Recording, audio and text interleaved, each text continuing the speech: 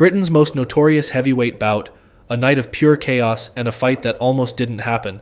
The David Haye and Derek Chisora fight wasn't just about boxing, it was personal, explosive with no fake beef in sight.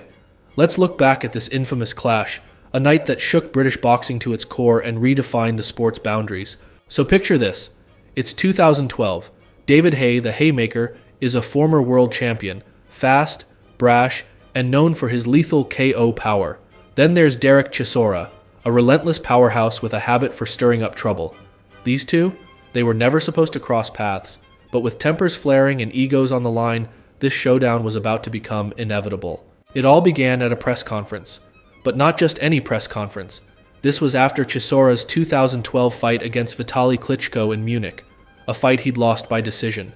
Chisora had already made headlines leading up to that match, first by slapping Vitaly at the weigh-in, then spitting water in Vladimir Klitschko's face in the ring. But nobody could predict what was about to go down after the fight. As the press conference wraps up, David Haye, who isn't even involved in the fight, decides to show up and throw in his 2 cents. He accuses Chisora of being a loser, classic provocation, and Chisora fires back, mocking Haye's recent retirement, taunting him with, "Where's your bottle, David?" But boxing isn't known for holding back emotions, and Haye didn't either.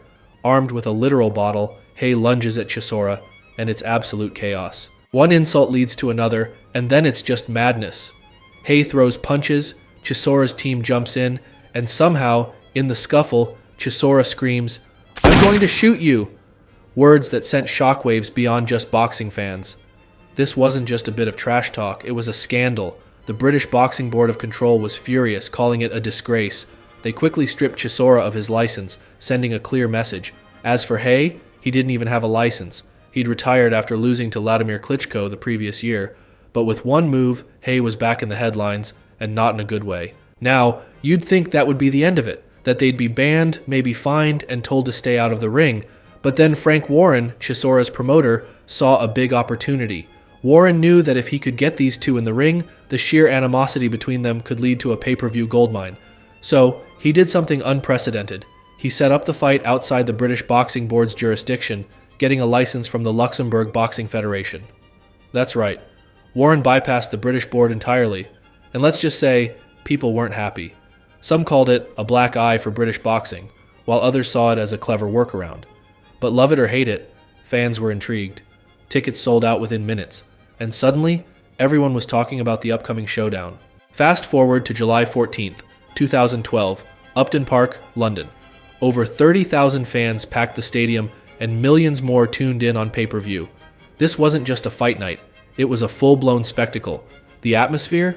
Electric. The crowd wasn't here for a technical showcase. They wanted a brawl. From the first bell, these two went at it. Chisora was on the front foot, throwing everything at Haye, trying to force him into a scrap. Haye, though, stayed cool, using his speed and accuracy to counter. But even then, you could tell this wasn't going to be an ordinary fight. By round 5, things were reaching a boiling point. Haye was picking his shots, waiting for that one perfect opening, and when it came, he didn't miss. Haye landed a massive right hand that floored Chisora. The crowd roared. Chisora managed to get back up, but Haye pounced with a flurry, and just like that, it was over. David Haye won, and he won emphatically. In a surprising twist, the two fighters shared a handshake after the match. The bad blood seemed to have been left in the ring, and the feud finally put to rest. But the fight's impact on British boxing? Far from over. Was Haye versus Chisora the most controversial fight in British boxing history? Probably. It wasn't just about two fighters with a score to settle. It was about the power of promoters, the limits of governing bodies, and the consequences of unchecked egos. The board's authority was challenged, and the integrity of the sport questioned. But that's boxing. Raw, unpredictable, and sometimes even chaotic. Whether you think it crossed a line or was just another chapter in boxing's crazy history, one thing's for sure. Haye v. Chisora will never be forgotten. But what about you? Do you think it went too far, or did it add a bit of excitement that boxing needed? Let us know in the comments. David, you are out. You can talk yourself into the fight. You have no belt. Fight against this person. He showed heart, contrary to you. You showed your toe. David, me and you will get it on in London. Be quiet. First of all, David Haye's embarrassed, man. Sky Sports don't do box office because of David Haye. That's true. Yeah, he messed up box office for all the young fighters coming up, and I'm going to give him 2 slaps on that.